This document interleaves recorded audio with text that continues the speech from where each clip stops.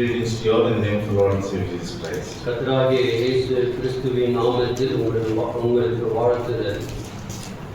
ఆరాధన వేళకు ముందు మనము సార్వత్రిక సంఘ వాగ్దానం ఒకసారి చదువుకుందాం. நமக்கு ஆராதனைக்கு செல்லும் முன்பாக இந்த ஆண்டின் வாக்குத்தத்தத்திலே ஒரு பகுதியை பார்த்துக் கொள்வோம். Joshua chapter 1 verse 9. யோசுவா முதலாம் அதிகாரம் 9ஆம் வசனம். யோசுவா 1ஆம் அதிகாரம் 9ஆம் வசனம்.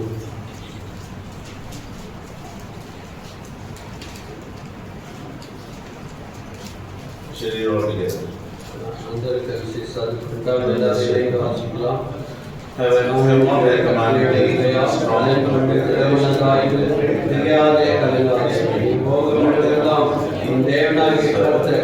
உன்னுடனே இருக்கிறார் என்றார். உபாகமம் 31ஆம் அதிகாரம் Deuteronomy 31.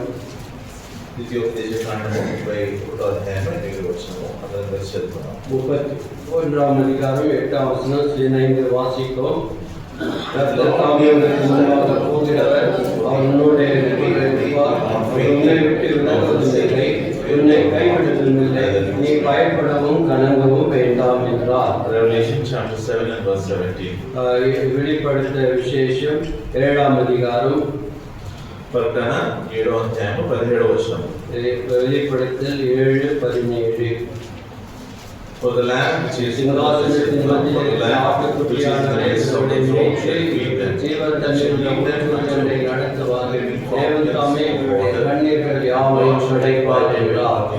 from their eyes. ఆరాధన నిమిత్తమై మనము కీర్తన 32వ అధ్యాయం చదువుకుందాం. సంగీతం 32ஆம் அதிகாரம் அங்கே நாம் ஆராதனைக்காக வாசிப்போம். ఇదే అధ్యాయం నుంచి 8వ వచనాన్ని దేవుడు సియోను మందిరానికి మన సియోను మందిరానికి దేవుడు వాగ్దానము ఈ సంఘ వాగ్దానంగా ఇచ్చున్నాడు. ஆகவே சங்கீதம் 32 உள்ளூர் சபையாக சியோனுக்கு இந்த வாக்குத்தத்தத்தை தேவன் கொடுத்திருக்கிறார். ఈ అధ్యాయం నుంచి కొన్ని మాటలు మనం చదువుకొని ధ్యానించుకొని మనము ప్రభువును ఆత్మతో సత్యముతో ఆరాధించాలి. சில வார்த்தைகளை படித்து ஆவியுடனும் சத்தியத்துடனும் ஆராதிக்க தேவன் அனுகிரகம் பண்ணுவாராக. అధ్యాయాన్ని మార్చి చదువుకుందాం. இந்த முழு அதிகாரத்தை மாறி மாறி வாசிக்கலாம். Blessed is he whose transgression is forgiven, whose sin is covered. எவருடைய அக்கிரமத்தை கர்த்தர் எண்ணாதிருக்கிறாரோ, எவருடைய ஆவி பகடமில்லாதிருக்கிறதோ அவன் பாக்கியவான். Whose spirit there is no bad. When I kept silence, my bones waxed cold, to my glory all the day long. இரவும் பகலும் முன்பே என்னுடைய கை பாரமாய் இருந்ததினால் என் சாரும் உஷ்ண கால வறட்சியை போல வறண்டு போயிற்று. I acknowledge my sin unto thee, and my iniquity have I not hid. I said, I will confess my transgressions unto the Lord, and thou forgivest the iniquity of my sin, Selah. இதற்கு சகாயம் கிடைக்கும் காலத்தில் பக்தியுடன் உம்முடைய நம்மை நோக்கி விண்ணப்பம் செய்வார். அது மிகுந்த ஜலப்பிரவாகம் வந்தாலும் அது அவரை அணுகாது. Thou art my hiding place. Thou shalt preserve me from trouble. Thou shalt compass me about with the songs of deliverance. நான் உனக்கு போதித்து நீ நடக்க வேண்டிய வழியை உனக்கு காட்டுவேன். உண்மையில் என் கண்ணை விட்டு உனக்கு ஆலோசனை சொல்லுவேன். Be not as the horse or as the mule which have no understanding, whose mouth must be held in with bit and bridle, lest they come near unto thee. துன்மார்க்கன் சொல் அநேக பிரேரணைகளும் கர்த்தரை நம்பியிருக்கிறவனை கிருபை சூழ்ந்து கொள்ளும். Be glad in the Lord. అందరం కలిసి చదువుకుందాం 11వ వచనాన్ని. எல்லாரும் சேர்ந்து வாசிப்போம். 11. Be glad in the Lord.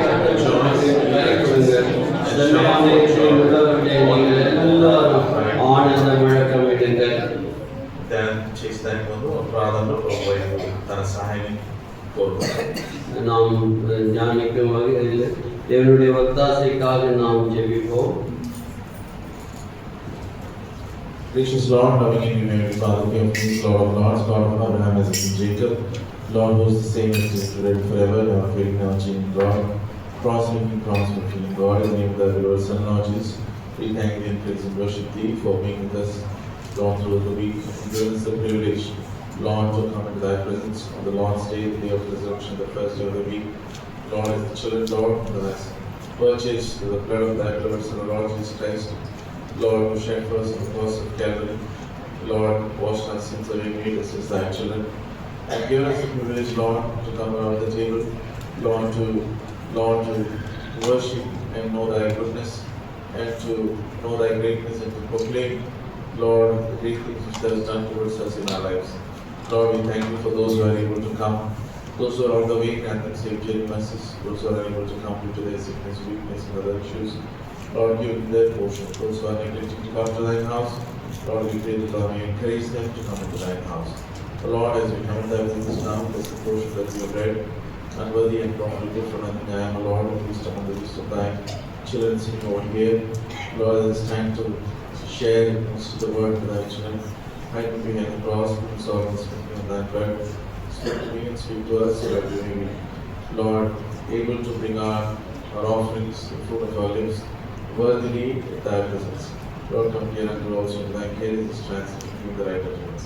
Seeking thy grace and presence with us, find the power of darkness, and in Jesus' name, serving our bodies, mind, soul, and spirit of the assumption of thy spirit. As we offer this prayer with thanksgiving, with the most exalted name of the Lord and Savior Jesus Christ. Amen. ఈ చదివినటువంటి అధ్యాయంలో ప్రభు మనకు వాగ్దానం ద్వారా ఆయన చేస్తున్నాడు. I will instruct thee and teach thee the way which thou shalt go అని.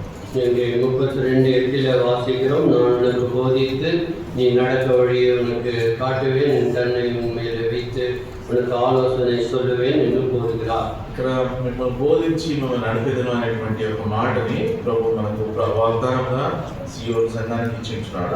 உனக்கு போதித்து நீ நடக்க வழியை உனக்கு காட்டுவேன் என்று వాగ్దానமாக సభకు கொடுத்திருக்கிறார். ఇక్కడ మనం చూస్తున్న మొదటి 2 వచనాల్లో ఆ యొక్క నడుపుదల, ఆ యొక్క మార్గము ఎవరికి చూపిస్తారంటే ఇక్కడ 2 విధాలుగా ధన్యులైనటువంటి వారిని. ஆகவே 2 விதத்திலே பாக்கியவான்களாய் இருக்கிறவர்களுக்கு தான் போதித்து நடக்க வேண்டிய வழியை அவர் காட்டுகிறவராய் இருக்கிறார். మొదటి వచనంలో మనం చూస్తున్నాము. முதலாம் வசனத்திலே கவனிக்கிறோம். తెలుగులో చదవండి. తెలుగులో దయచేసి వాసింగల్. తన అతిక్రమములకు పరిహారం నొందినవాడు, తన పాపములకు ప్రాయశ్చిత్తం నొందినవాడు ధన్యుడు. అపరాధములకు పరిహారము, తర్వాత పాపములకు ప్రాయశ్చిత్తము పొందినవాడు ధన్యుడు అనేటువంటి மீறுதல் மன்னிக்கப்பட்டதோ எவன் பாவம் மூடப்பட்டதோ அவன் பாக்கியவான். ఇక్కడ మనం చూస్తున్నాం 2వ వచనంలో కూడా blessed is the man unto whom the Lord imputeth not iniquity, in whose spirit there is no guile. எவனுடைய அக்கிரமத்தை கர்த்தர் எண்ணாதிருக்கிறாரோ, எவனுடைய ஆவியில் கபடமில்லாது இருக்கிறதோ அவன் பாக்கியவான். నిర్దోషి అని ఎంచబడినవాడు, ఆత్మలో కపటం లేనివాడు ధన్యుడు. ఇక్కడ నిర్దోషి, తర్వాత ఆత్మలో కపటం లేనివాడు అని చూస్తున్నాం. பார்க்கிறோம். அவங்க 2ஆம் வசனத்திலே எவன் ஆவியில கபடம் இல்லையோ, எவனுடைய அக்கிரமத்தை கர்த்தர் எண்ணாதிருக்கிறாரோ அவன் பாக்கியவான் என்று வாசிக்கிறோம். ఇక్కడ మనం చూస్తున్నాం అపరాధములు క్షమింపబడిన వారు. ஆகவே நாம் முதலாவது கவனித்தோம், எவனுடைய மீறுதல் மன்னிக்கப்பட்டதோ, తర్వాత పాపములు క్షమింపబడిన వారు, பாவம் மன்னிக்கப்பட்டதோ, ఎవరి హృదయము శుద్ధిలో ఉంటున్నదో, யாருடைய இருதயம் சுத்தமாக இருக்கிறதோ, ఎవరి మీద ప్రభు అపరాధాన్ని మోయడం లేదో వారు ధన్యులు అనేటువంటి విషయాన్ని, అక్రమத்தை కర్తర్ அவன் மேலே சுமத்தாமல் எண்ணாதிருக்கிறாரோ அவன் பாக்கியவான். ఈ కార్యం చేసింది మన జీవితంలో మన ప్రభువే. நம்முடைய வாழ்க்கையிலே இதை நடத்தினவர் செய்தவர் கர்த்தராகிய இயேசு கிறிஸ்து. నీవు పాప క్షమాపణ పొంది ఆయన దృష్టిలో యథార్థవంతులుగా తీర్చబడినటువంటి కార్యము మన చేతి పని కాదు. కానీ ஆகவே நம்முடைய மீறுதல் மன்னிக்கப்பட்டு நாம் பாவம் மன்னிக்கப்பட்டது ஏதோ நம்முடைய கிரியைகளினாலே இதை நாம் செய்தது காரியம் அல்ல. ఈ పని ఎవరు చేశారు? இந்த காரியத்தை யார் நடத்தினார்? కీర్తన 25 சங்கீதம் 85 మొదటి 3 వచనాలు మనం చూస్తున్నాం. சங்கீதம் 85 முதல் 3 வசனங்கள். Lord, thou hast been favorable unto thy land, thou hast brought back the captivity of Jacob, thou hast forgiven the iniquity of thy people, thou hast covered all their sins, Selah. Thou hast taken away all thy wrath, thou hast turned thyself from the fierceness of thine anger. యెహోవా నీ దేశము ఎడల కటాక్షము చూపినావు, చెరకు పైన యాకోబు సంతతిని వెనుకకు రప్పించినావు, నీ ప్రజల దోషమును పరిహరించినావు, వారి పాపమంతా కప్పివేసి ఉన్నావు, నీ ఉగ్రతాన్ని మానివేసి ఉన్నావు, నీ కోపాగ్ని తల్లార్చుకొని ఉన్నావు. கர்த்தாவே உமது தேசத்தின் மேல் பிரியம் வைத்து யாக்கோபின் சிறையிருப்பை திருப்பினீர். உமது ஜனத்தின் அக்கிரமத்தை மன்னித்து அவர்கள் பாவத்தை எல்லாம் மூடினீர். உமது உக்கிரத்தை எல்லாம் அடக்கிக் கொண்டு உமது கோபத்தின் எரிச்சலை விட்டு திரும்பினீர். ఇక్కడ మనం చూస్తున్నాము ఈ యొక్క ధన్యత మనం ఎలా పొందామంటే ఆ ప్రభు వలననే మేము ఈ ధన్యతను పొంది ఉంటున్నాము. நாம் இயேசு கர்த்தர் நிமித்தமாக இந்த விதமான ధన్యத்தை భాగ్యத்தை பெற்றிருக்கிறோம். ఎందుకంటే ఇక్కడ కీర్తనగాడు అంటున్నాడు, ప్రభు నిన్ను బట్టి నీవే క్షమాపణ చేసినావు, నువ్వే కటాక్షం చూపించినావు, నీవే ప్రజల యొక్క దోషులను దోషములను తుడిచివేసినావు అనేటువంటి ఒక విషయాన్ని ఇక్కడ ఆయన ప్రభువుకే ఆయన ఆ యొక్క కృతజ్ఞత చెల్లించేవాడుగా ఉంటున్నాడు. வாசித்த இந்த பகுதியிலே கர்த்தர் தான் எல்லாவற்றையும் செய்தார் என்று சங்கீதக்காரன் சொல்கிறான். பிரியம் வைத்தீர், சிறையிருப்பை திருப்பினீர், அக்கிரமத்தை மன்னித்தீர், பாவத்தை எல்லாம் மூடிவிட்டீர் என்று கர்த்தரை புகழ்கிறான். మానవులంగా మనము ఇటువంటి విషయాన్ని అంటే మన పాపములను క్షమించుకునే దానికి మన సొంత చేతుల ప్రయత్నం ద్వారా మనం చేసుకోలేము. ஆகவே பாவத்தினுடைய பரிகாரம் நம்முடைய கைகளினாலோ கிரியைகளினாலோ செய்ய முடியாதது.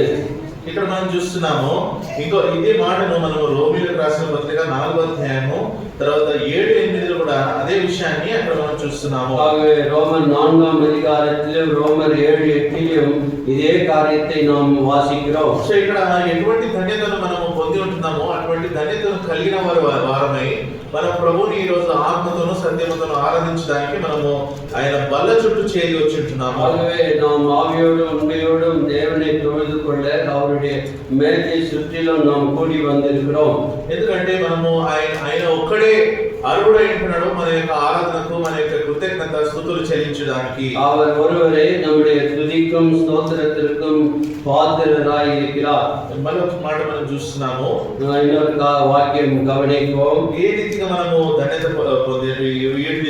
పొందామంటే இந்த విధமான ఆశీర్వాదం భాగ్యத்தை எப்படி பெற்றோம்? కొరింథీయులకు రాసిన 2వ పత్రిక 2 కొరింథీయర్ 5వ అధ్యాయము 2 కొరింథీయర్ 5ஆம் அதிகாரம் 19వ వచనము 5ஆம் அதிகாரம் 19ஆம் வசனம். 2 கொரிந்தியர் 5:19. அது என்னவெனில் தேவன் உலகத்தாருடைய பாவங்களை எண்ணாமல் கிறிஸ்துவுக்குள் அவர்களை தமக்கு ஒப்புரவாக்குதலின் உபதேசத்தை எங்களிடத்தில் ஒப்புவித்தார். 21వ వచనం కూడా 21ஆம் வசனம். For he had made him to be sin for us who knew no sin, that we might be the righteousness of God in him.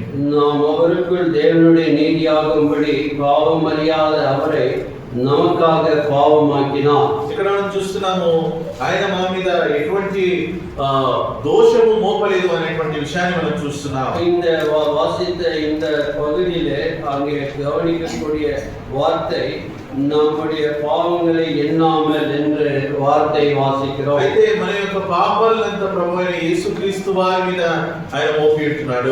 நம்முடைய பாவத்தை எல்லாம் இயேசு கிறிஸ்துவின் மேலே சுமத்தப்பட்டது. ఏ పాపము ఎరిగినటువంటి ప్రభు యేసుక్రీస్తును పాపిగా ఆయన చేసి ఉంటున్నాడు. பாவம் அறியாதவர் நமக்காக பாவமானார். ఎందుకంటే మనము ఆ ధన్యత నీతిని దేవుని యొక్క నీతిని పొందడానికి మనం అర్హులవుటకు. ஆகவே நான் தேவனுடைய நீதியை பெறும்படிக்காக தேவன் அப்படி செய்திருக்கிறார். రోమీయులకు రాసిన పత్రిక 8వ అధ్యాయము ரோமர் 8ஆம் அதிகாரம். ఇటువంటి ధన్యత పొందినటువంటి వారికి ఏముంది అక్కడ మనం చూస్తున్నాం. ரோமர் 8ஆம் அதிகாரம் இப்படிப்பட்ட ஒரு வாக்கியத்தை பெற்றவர்களுக்கு என்ன ஆசீர்வாதம்? Verse 1. முதலாம் வசனம். There is therefore now no condemnation to them which are in Christ Jesus, who walk not after the flesh but after the Spirit. ஆனபடியால் கிறிஸ்து இயேசுவுக்குள் உட்பட்டவர்களாய் இருந்து மாம்சத்தின்படி நடவாமல் ஆவியின்படி நடக்கிறவர்களுக்கு ஆக்கினை தீர்ப்பு இல்லை. ఇది తెలుగు చదవండి. కాబట్టి ఇప్పుడు క్రీస్తు యేసునందు ఉన్న వారికి ఏ శిక్షా విధి లేదు. ఏ శిక్షా విధి లేదు. మనము శిక్షకు అర్హులైనప్పటికీ మన ప్రభు అయిన యేసుక్రీస్తు ద్వారా మనకు ఎటువంటి ఏ శిక్షా విధి లేకపోయిందన్నమాట. ஆகவே நாம் இயேசுவை விசுவாசித்ததினாலே ஆக்கினைக்கு உட்பட்டிருந்த நம்மை இயேசுவின் மூலம் ஆக்கினை தீர்ப்பிலிருந்து விலக்கப்பட்டிருக்கிறோம். ఇంకో రీతిగా మనం చూస్తే మనం justified through the Lord Jesus Christ. நாம் நீதிமானாக இயேசுவினாலே தீர்க்கப்பட்டிருக்கிறோம். మనం ప్రభువైన యేసుక్రీస్తు ద్వారా నీతిమంతులుగా తీర్చబడి ఉంటున్నాము. ஆகவே இயேசு கிறிஸ்துவினாலே நாம் நீதிமான்களாக தீர்க்கப்பட்டிருக்கிறோம். ఆ యొక్క నీతి కార్యములని మనం చూస్తున్న దేవుని వాక్యంలో అవన్నీ మురికి గుడ్డకు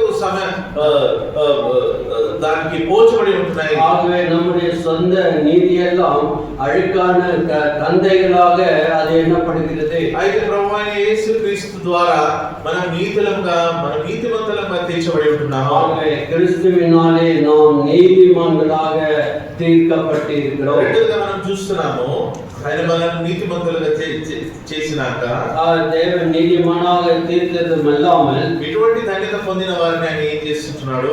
ஆண்டவர் என்ன வாக்கியத்தை நமக்கு இன்னும் கூடுதலாக கொடுத்திருக்கிறார். 32:7 వచనము, కీర్తన 32:7. சங்கீதம் 32:7 வாசிக்கிறோம். Thou art my hiding place, thou shalt preserve me from trouble, thou shalt compass me with the songs of deliverance. Selah.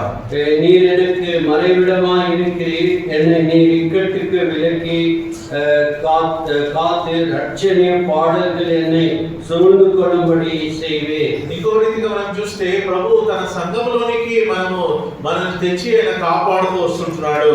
இன்னொரு விதத்திலே தேவன் நம்மை அவருடைய வீட்டிலே சேர்த்து நம்மை அவர் காத்து கொள்கிறவராய் இருக்கிறார். అంతే మాత్రమే కాకుండా ఆయన యొక్క స్తుతి గీతములతో మనల్ని నింపుచున్నాడు. அவருடைய ரட்சணிய பாடல்களாலே நம்மை அவர் காத்து பாடும்படியாக தேவன் உதவி செய்கிறார். మూడు విధాలుగా ఆయన మనల్ని సాంక్టిఫికేషన్ చేస్తున్నాడు. ஆண்டவர் மூன்று விதத்திலே நம்மை பரிசுத்தமாக்குகிறார். ఆయన మనల్ని క్రీస్తు ద్వారా ఆయన పవిత్రపరిచి ఉంటున్నాడు. கிறிஸ்துவில் நம்மை பரிசுத்தமாய் செய்திருக்கிறார். మొదటి అధ్యాయం 2వ వచనం ద్వారా 1 కొరింథీయుల 1వ అధికారం 2వ వచనத்திலே వాసిக்கிறோம். రెండోదిగా మనం చూస్తున్నాం తన సంఘములో ఉంచి మనల్ని ఆయన తన యొక్క వాక్యము లేకుంటే సత్యం ద్వారా ఆయన మనల్ని సాంక్టిఫై చేస్తున్నాడు. ஆகவே சபையிலே நம்மை சேர்த்து தேவ வசனத்தினாலே நம்மை பரிசுத்தமாக்கும்படியாக செய்கிறார். అది యోహాను రాసిన సువార్త 17వ అధ్యాయం 17వ వచనంలో మనం చూస్తాం. அதை யோவான் 17:17 நாம் கவனிக்கிறோம். ప్రభువైన యేసుక్రీస్తు వారు క్రీస్తు వారి తండ్రితో ఆయన మొరపెడుతున్నాడు, ప్రభువా వీరిని సత్యముతో వీరిని పరిశుద్ధపరచుము అని చెప్పేసి. ஆகவே அங்கே யோவான் 17:17 வாசகம் சத்தியத்தினாலே இவர்களை பரிசுத்தமாக்கும் என்று ஜெபித்தார். ఆయన వాక్యం ద్వారా ఆయన పరిశుద్ధపరుస్తున్నాడు. தன்னுடைய வாக்கியத்தினாலே நம்மை பரிசுத்தப்படுத்துகிறார். మూడోదిగా మనం చూస్తున్నాము ఆయన యొక్క పవిత్రాత్మ ద్వారా ఆయన యొక్క పవిత్రాత్మ యొక్క బలము ద్వారా ఆయన మనల్ని పవిత్రులుగా చేస్తున్నాడు. அவருடைய பரிசுத்த ஆவியின் பலத்தாலே நம்மை பரிசுத்தமாக்குகிறார். అదే మనం చూస్తున్నాము 8వ వచనంలో మనం చదివినప్పుడు 8వ వచనத்திலே வாசிக்கிறோம். I will instruct thee and teach thee in the way which thou shalt go, I will guide thee with mine eye. 32 சங்கீதம் 8ல வாசிக்கிறோம். நான் உனக்கு போதித்து நீ நடக்க வேண்டிய வழியை உனக்கு காட்டுவேன் என்றார். యోహాను రాసిన సువార్తలో 14వ అధ్యాయంలో మనం చూస్తున్నాము ప్రభు అయిన యేసుక్రీస్తు వారు ఒక ఆదరణకర్తను మీ మధ్యకు నేను పంపుతాను అని ఒక మాట చెప్పినాడు. ஆகவே யோவான் 14ஆம் அதிகாரத்திலே வாசிக்கும்போது தேற்றவாளனை அவர் உங்களோடு கூட இருந்து உங்களை தேற்றுவார், பலப்படுத்துவார் என்று கூறுகிறார். ఈ రీతిగా ఆయన తన సంఘములో ఉంచి ఆయన యొక్క మరుగైనటువంటి స్థలంలో మనల్ని భద్రపరచుచు ఆయన యొక్క వాక్యం ద్వారా ఆయన యొక్క ఆత్మ ద్వారా మమ్మల్ని నడిపిస్తూ ఆయన పవిత్రపరుస్తూ మనకు ఆ పరలోక రాజ్యాన్ని ఆయన సిద్ధపరుస్తూ ఉంటున్నాడు. அவர் நம்மை மறைவிடத்தில் வைத்து தம்முடைய வார்த்தையினாலே தம்முடைய பரிசுத்தவான்களாக மாற்றி பரிசுத்தர்களாய் பரிசுத்த ஆவினாலே நம்மை காத்து வழி நடத்துகிறார். మొదటి కొరింథీయులు 6వ అధ్యాయము 11వ వచనం చదవండి. 1 కొరింథీయులు 6:11 வாசிக்கும்போது உங்களில் சிலர் இப்படிப்பட்டவர்களாய் இருந்தீர்கள், ஆயினும் கர்த்தராகிய இயேசுவின் நாமத்தினாலே நமது தேவனுடைய ஆவினால் கழுவப்பட்டீர்கள், பரிசுத்தமாக்கப்பட்டீர்கள், நீதிமான்களாக்கப்பட்டீர்கள். ప్రభువైన యేసుక్రీస్తు నామములో మన దేవుని ఆత్మయందును మీరు కడగబడి పరిశుద్ధపరచబడిన వారి నీతిమంతులుగా తీర్చబడింది. ఇక్కడ పరిశుద్ధపరచబడిన వారిని నీతిమంతులుగా తీర్చబడి ఉంటున్నారు. ஆகவே இந்த இடத்துல வாசிக்கிறோம், அவர் ஆவினாலே நம்மை கழுவப்பட்டோம், பரிசுத்தமாக்கப்பட்டோம், நீதிமான்களாக்கப்பட்டிருக்கிறோம். మొట్టమొదటి మనం చూస్తున్నాము ప్రభు అయిన యేసుక్రీస్తు ద్వారా మనం నీతిమంతులుగా చేయబడి ஆகவே ఉన్నాము. கிறிஸ்து இயேசுவினால் நாம் நீதிமான்களாக தீர்க்கப்பட்டிருக்கிறோம். తర్వాత ఆయన యొక్క వాక్యం ద్వారా ఆయన యొక్క ఆత్మ ద్వారా మనము పవిత్రులు చేయబడి ఉంటున్నాము. அவருடைய வார்த்தையினாலும் ஆவினாலும் நாம் பரிசுத்தமாக்கப்படுகிறோம். 2 పేతురు 1వ అధ్యాయం 3వ వచనం. 2 பேதுரு 1ஆம் அதிகாரம் 3ஆம் வசனம். పేతురు రాసిన రెండవ పత్రిక 2 பேதுரு 1. తన మహిమను బట్టి గుణాతిశయము బట్టి మనల్ని పిలిచినమని గురించిన జ్ఞానం మూలంగా ఆయన దైవశక్తి భక్తికి కావలసిన వాటినన్నిటినీ మనకు దయచేస్తున్నందున దేవుని గురించినట్టు మన ప్రభువైన యేసును గురించినట్టునైన అనుభవ జ్ఞానం వలన మీకు కృపయు సమాధానము విస్తరించునుగాక. தம்முடைய மகிமையினாலும் காருண்யத்தினாலும் நம்மை அழைத்தவரை அறிகிற அறிவினாலும் ஜீவனுக்கும் தேவ பக்திக்கும் வேண்டி யாவற்றையும் அவருடைய திவ்ய வல்லமையானது நமக்கு தந்தருளுமின்றி.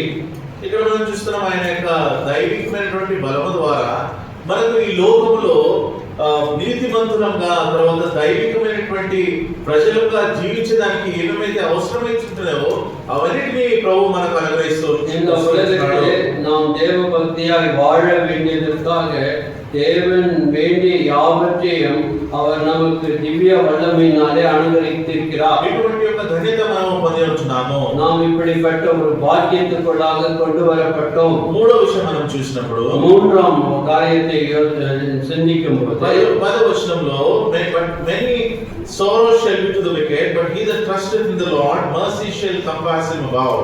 ஆகவே சங்கீதம் 32:10 வாசிக்கிறோம், துன்மார்க்கனுக்கு அநேக வேதனைகள் உண்டு, கர்த்தரை நம்பி இருக்கிறவனையும் கிருபை சூழ்ந்து கொள்ளும். ఇక్కడ మూడో విషయం మనం ఏం చూస్తున్నామంటే ఆయన మమ్మల్ని మహిమపరచవాడుగా ఉంటున్నాడు.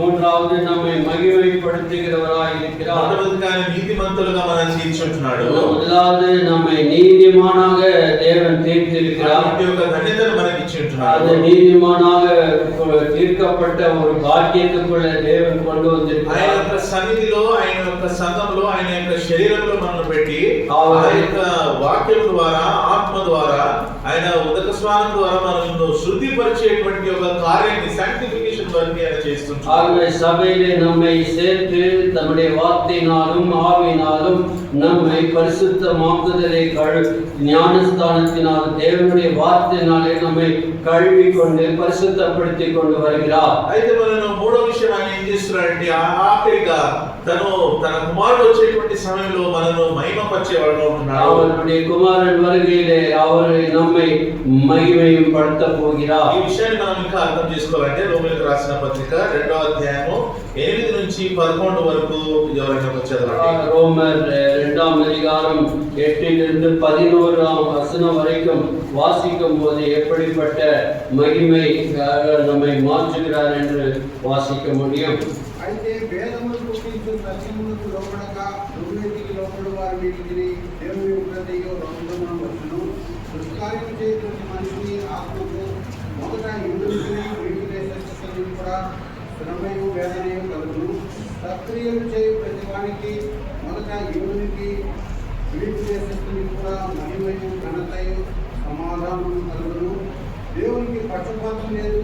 ధర్మశాస్త్రం లేక పాపం చేసిన వారందరూ ధర్మశాస్త్రం లేకయే నశించగలరు. ధర్మశాస్త్రం కలిగిన వారై పాపం చేసిన వారందరూ ధర్మశాస్త్రానుసారంగా. ఇక్కడ మనం చూస్తున్నాము 2 విధాలమైనటువంటి వ్యక్తుల గురించి ఇక్కడ రోమీయులకు రాసిన పత్రిక 2వ అధ్యాయం చదివినటువంటి వచనాల్లో మనం చూస్తున్నాం. ரோமர் 2ஆம் அதிகாரம் 8லிருந்து நாம் 12 வரைக்கும் வாசிக்கும் போது இரு வகுப்பாரை குறித்து நாம் వాసిக்கிறோம். ఇంకా పాపంలో జీవించేవారు దుష్టులకు ఎటువంటి కార్యం ఉంటున్నదో అదే రీతిగా ఎవరైతే నీతిగా తీర్చబడి ఉంటున్నారో వారి యొక్క జీవితము ఏ రీతిగా ఉంటదో అనేటువంటి విషయాన్ని ఇక్కడ దేవుడు తన ఆత్మ ద్వారా రాసినాడు. இங்க வாசிக்கிறோம், சத்தியத்துக்கு யாரெல்லாம் கீழ்ப்படியவில்லை, அநியாயத்துக்கு கீழ்ப்படிந்தவர்களுக்கு தேவனுடைய உக்கிர கோபனை கோபாக்கினை வரம் என்றும் சொல்லப்பட்டு இருக்கிறது. రెండు గుంపులలో కూడా మనం చూస్తాము, యోధులకు మొదటిగా, తర్వాత అన్యులకు అనేటువంటి విషయాన్ని మనం ఇక్కడ చదువుతున్నాము. இங்க பார்க்கிறோம், முதலில் முன்பு யூதரிலும் பின்பு கிரேக்கரிலும் என்ற அவர்களுக்கு வருகிறது என்று ஆண்டவர் சொல்லுகிறார். అంటే ఇక్కడ యూదులైన కానీ అన్యులైన కానీ వారిలో నుంచే దేవుడు కొంత దుష్టులు ఉంటారు, వారి నుంచే దేవుని చేత దయ పొందిన వారు ఉంటారు. ஆகவே அங்கே யூதர்கள் இருக்கிறார்கள், புறஜாதிகள் இருக்கிறார்கள். அவர்கள் ரெண்டு வகுப்பிலும் தேவன் சிலரை அவர் நம்முடைய கிருபையினாலே தெரிந்து கொண்டு அழைத்திருக்கிறார். ఒకప్పుడు మనం కూడా పాపంలో జీవించేటువంటి సమయంలో ఇటువంటి ఒక సందర్భము మన జీవితంలో జరగవలసి ఉంటున్నది. ஆகவே ஒரு நாளிலே பாவத்தின் கீழ் நாம் இருந்தபோது இந்த கோபாக்கினையினுடைய காரியம் நமக்கு நடந்திருக்க வேண்டும். అయితే మనం చూస్తున్నాం, ఆయన నీతిమంతులుగా మనం తీర్చి ఆయన మహిమను, ఘనతను, సమాధానమును మనకు అనుగ్రహించేవాడు. அவர் நம்மை நீதிமானாக தீர்த்து மகிமையும் கனத்தையும் அங்கே சமாதானமும் கொடுத்திருக்கிறார். సో ఇక్కడ మనం చూస్తున్నాము, మూడవదిగా ఆయన మనల్ని మహిమపరిచేటువంటి దేవుడుగా ఉంటున్నాడు. மூன்றாவது, அவர் மகிமைப்படுத்துகிற தேவனாய் இருக்கிறார். ఇక్కడే మాత్రం కాదు కానీ రాబోయే ఒకటువంటి ఆ యొక్క నూతన సృష్టిలో కూడా ఆయన మనల్ని మహిమపరిచేవాడు ఉంటున్నాడు. வரப்போகிற காலங்களிலே அவருடைய மகிமையிலே நம்மை சேர்க்க, அங்கே நம்மை மறுரூபமாக்கி மகிமைப்படுத்த போகிறார். యెరెమియా 17 எரேமியாவின் புத்தகம் 17ஆம் அதிகாரம் 7వ అధ్యాయము 17వ అధ్యాయము 7వ వచనము 8వ వచనము. எரேமியா 17:7-8 வாசிக்கும் போது, Blessed is the man that trusteth in the Lord, and whose hope is in the Lord. Hope the Lord is, for he shall be as a tree planted by the waters, and that spreadeth out her roots by the rivers, and shall not see when heat cometh, but her leaf shall be green, and shall not be careful in the year of drought, neither shall cease from yielding fruit.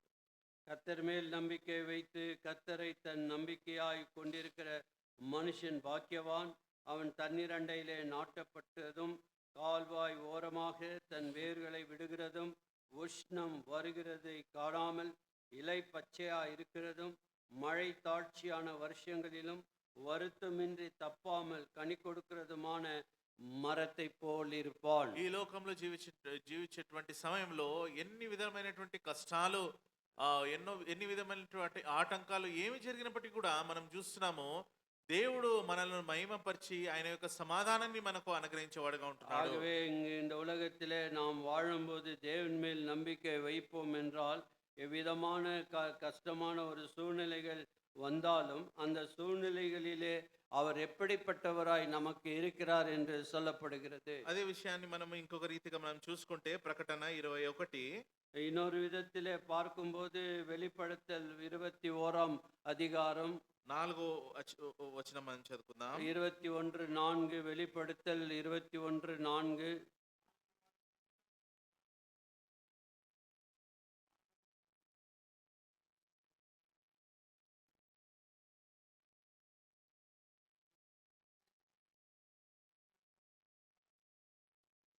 அவர்கள் கண்ணீர் யாவையும் தேவன் துடைப்பார். இனி மரணம் இல்லை, துக்கம் இல்லை, அலறுதம் இல்லை, வருத்தம் இல்லை, முந்தினவைகள் ஒழிந்து போயின என்று విలంబినది. ఈ రీతిగా దేవుడు ఆయనను నీతిమంతులుగా తీర్చి ఆయన ఈ లోకంలో పవిత్రపరిచి ఆయన ఒక రోజు ఆ యొక్క నూతన యెరూషలేములో ఆయన మహిమపరిచేటువంటిగా దేవుడు ఉంటున్నాడు. ஆகவே நம்மை முதலாவது தேவன் நீதிமானாக தீர்த்து பரிசுத்தப்படுத்தி ஒரு நாளிலே எல்லா மகிமையிலே போய் நாம் அந்த புதிய எருசலேமிலே போகும்போது எல்லா விதமான கண்ணீர்கள் துடைத்து அவர் நம்மை ஆறுதல் படுத்த 6వ వచనంలో కూడా నేను ఆల్ఫాను ఓమేగాను, తర్వాత I will give unto him that is the thirst of the fountain of the water of life freely. He that overcometh shall inherit all things, and I will be his God, and he shall be my son.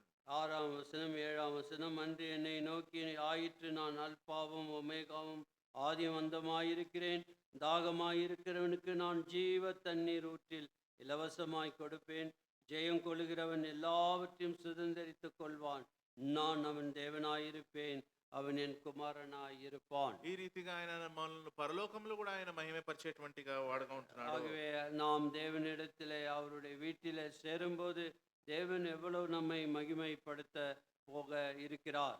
అయితే దుష్టులకు ఏమైతుంది అనేటువంటి విషయాన్ని మనము 8వ వచనంలో చూస్తాం.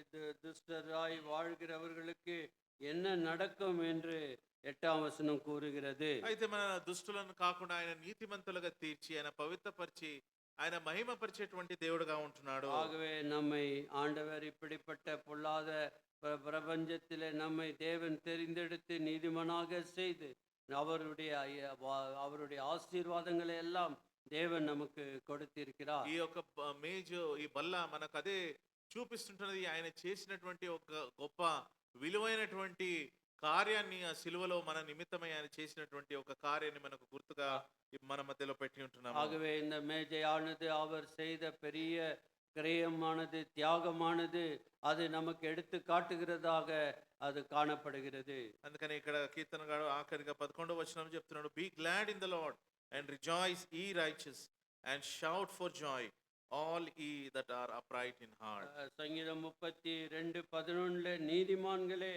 கர்த்தருக்குள் களி கூறுங்கள், செம்மையான இருதயம் உள்ளவர்களே நீங்கள் எல்லாரும் ஆனந்த முழக்கமிடுங்கள்.